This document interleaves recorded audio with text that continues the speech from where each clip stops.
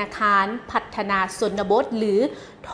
พบอย่างเป็นทางการโดยให้เกียรติเข้าร่วมของทานเฉลิมไซกรมสิทธิ์รองนายกรัฐมนตรีหัวหน้าคณะปฏิรูปทานสันติภาพพรหมวิหารรัฐมนตรีกระทรวงการเงินทานนางบุญค่ำบรจิตผู้ว่าการธนาคารแห่งสปป.ลาว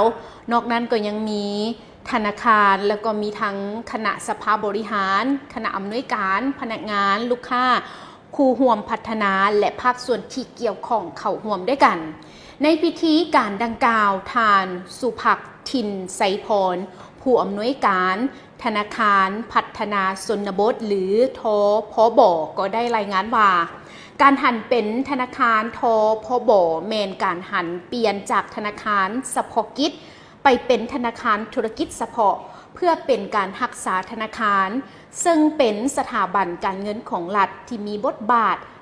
ปฏิบัติแนวทางนโยบายของภาครัฐในการพัฒนาชนบทแก้ไขความทุกข์ยากอย่างมีประสิทธิผลและมีความยืนยง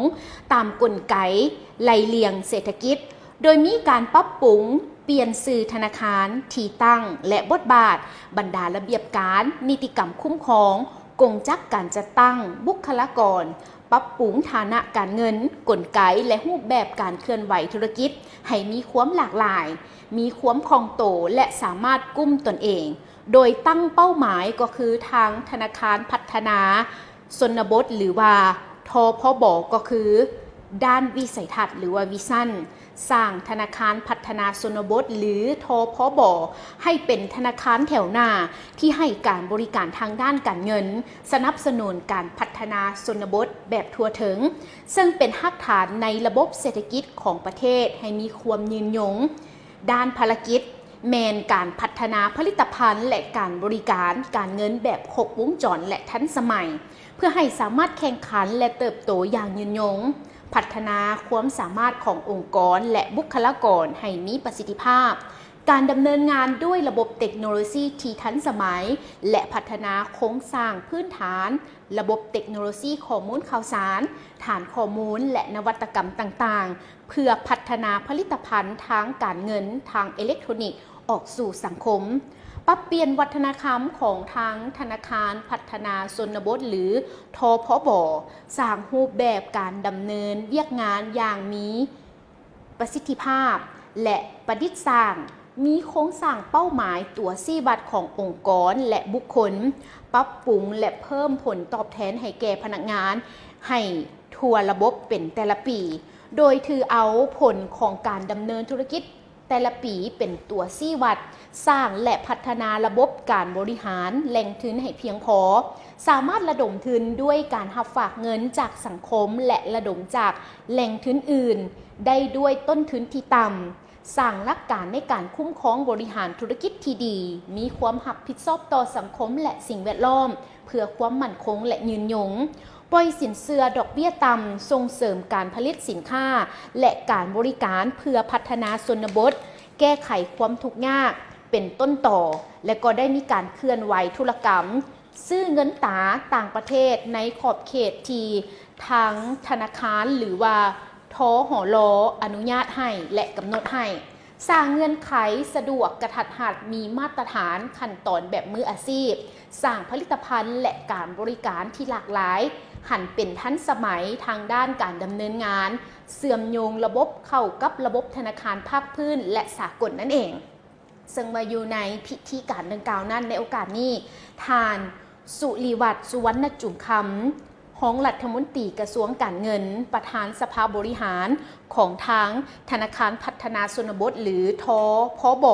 และทานสุริศักดิ์ธรรมนุวงศ์รองผู้ว่าการของทางธนาคารแห่งสปป.ลาวหรือว่าทหล.รองประธานบริหารต่างหน้าก็ได้มีการพัดเปลี่ยนกันมีคำเห็นโดยรวมได้มีการตีราคาสูงต่อการเคลื่อนไหวของทางธนาคารสำหรับการหันเป็นธนาคารของทพบเป็นธนาคารธุรกิจเฉพาะที่ให้บริการสนองสินเชื่อบริการการรับฝากเงินและผลิตภัณฑ์ของธนาคารอื่นๆให้แก่การพัฒนาและสุดยู่ผลิตภัณฑ์สินค้าในชนบทต้องเอาใจใส่ส่งเสริมการพัฒนาเศรษฐกิจในชนบทให้เติบใหญ่อย่างมีคุณภาพ ให้บริการทางด้านการเงินและสนองแรงทุนให้แก่การผลิตและการค้าของประชาชนในการพัฒนาชนบทและแก้ไขความทุกข์ยากช่วยยกระดับคุณภาพชีวิตการเป็นอยู่ของประชาชนให้ดีขึ้นฝึกอบรมให้มีความรู้ในการนำใช้เงินกู้เทคนิคการปลูกการเลี้ยงให้ไปตามความต้องการและเงื่อนไขของตลาดพร้อมทั้งสร้างให้เป็นต้องโซ่การผลิตการจำหน่ายจราจรแลกเปลี่ยนสินค้าให้กลมเกลียวและเพื่อรับประกันความยืนยงพร้อมนั้นก็ต้องรักษาความมั่นคงและความปลอดภัยในการเคลื่อนไหวเวียกงานของตนตามระเบียบเวียกงานและก็ตามระเบียบการภายในที่สภาบริหารรับรองในแต่ละระยะมีจรรยาบรรณและความโปร่งใสในการเคลื่อนไหวตามที่ตั้งและภาระบทบาทของตนและต้องรับประกันการบริการแหล่งทุนและทรัพย์สินที่ทั้งรัฐบาลองค์การจัดตั้งต่างๆบุคคลนิติบุคคลทั้งภายในและต่างประเทศประกอบให้